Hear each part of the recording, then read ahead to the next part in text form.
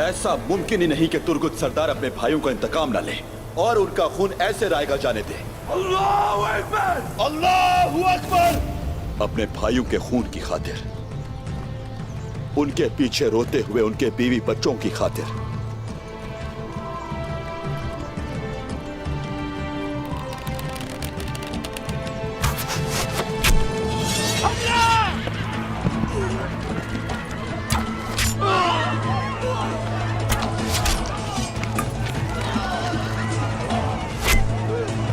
हमला करो!